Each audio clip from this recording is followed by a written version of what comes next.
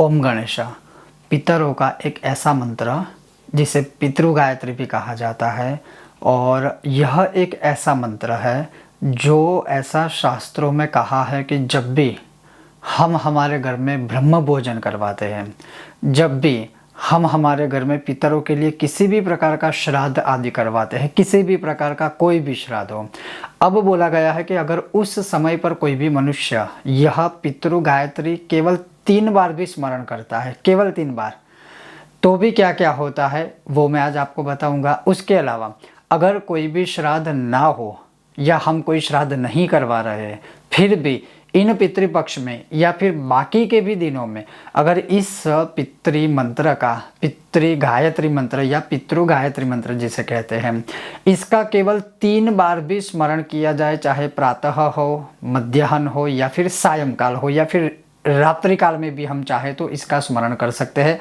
यह पितरों का सर्वाधिक प्रिय मंत्र गायत्री मंत्र के स्वरूप में कहा जाता है। हालांकि गायत्री मंत्र इसको क्यों कहते हैं यह थोड़े अपवाद भी है, क्योंकि गायत्री मंत्र में हम सब जानते हैं कि अंत में प्रचोदयात आता है, जबकि इसमें नहीं है, लेकिन वो एक अलग विषय है। लेकिन इसमें स्वधा स्वाहा दोनों का समावेश है। देवताभ्य पितृभ्य से अर्थात देवताओं को भी प्रसन्न करने वाला है, पितरों को तो प्रसन्न करता ही है। कहने का तात्पर्य केवल इतना है कि अगर इस मंत्र की प्रतिदिन इन 15 दिनों में कोई भी मनुष्य एक एक माला भी किसी भी एक काल करता है तो वह पितरों को अक्षय लोक निवासी ने अक्षय लोक में निवास करवाता है। अगर कोई पितर असंतुष्ट है तो वह संतुष्ट होते हैं। और इससे क्या लाभ मिलते हैं? छोटा सा मंत्र लेकिन बहुत बड़ा चमत्कार। अगर आपको आज का यह विषय वीडियो पसंद आए, लाइक करें, शेयर करें, चैनल पर नए हो तो सब्सक्राइब करें। अब क्या लिखा है इस विषय में? यह ऐसा मंत्र है कि जिसके स्मरण मात्र से ही पितर खुश हो जाता है। कम से कम 3 बार, इसमें तो 3 बार का ही विधान लिखा है ग्रंथों में।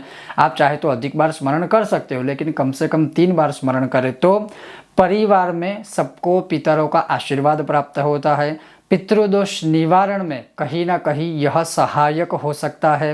किसी भी प्रकार के ग्रह दोष को शांत करने में, या जिस ग्रहों के दोष से या युति से पितृदोष उत्पन्न होता है उसे शांत करने में कहीं ना कहीं यह सहाय करता है। घर में क्लेह कलेश का वातावरण रहता है तो कहीं ना कहीं उसे भी शांत करने में सहायक रहता है।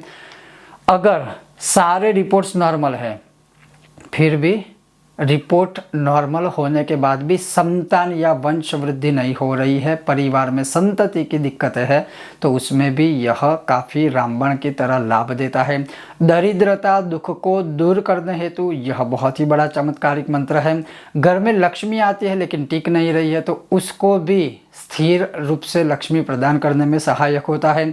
आरोग्य अर्थात बीमारी को स्वस्थ करने में सहायक रहता है और सर्वस्व देने वाला है, इसमें तो कोई संदेह ही नहीं है। लेकिन विशेष रूप से इसका जो लिखा हुआ विधान है वो ये है कि जब भी श्राद्ध हो रहा हो तो श्राद्ध की शुरुआत में या श्राद्ध के मध्य में या श्राद्ध के अंत में अवश्य इस मंत्र को 3 बार बोलना चाहिए। और वह महामंत्र है गायत्री के स्वरूप में, वो ये है: ओम देवताभ्यः पितृभ्यश्च महायोगिभ्य एव च नमः स्वधायै स्वाहायै नित्यमेव नमोस्तुते।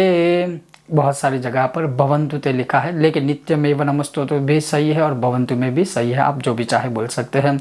इस प्रकार से इस मंत्र का खास करके स्पेशल करके इस श्राद्ध के पितृपक्ष के दिनों में अगर नित्य 3 बार स्मरण किया जाए तो जैसे जैसे इसका महात्म्य लिखा है वह सर्वस्व प्राप्त होता है और कहीं ना कहीं पितर प्रसन्न होते हैं, तृप्त होते हैं। बहुत जल्द मिलते हैं नए एक और विषय और वीडियो के साथ। जो बहुत लोगों ने कुतुब काल के विषय में पूछा है, अगला वीडियो हम उस विषय पर बनाएंगे बहुत ही जल्दी। ओम गणेश, हर हर महादेव।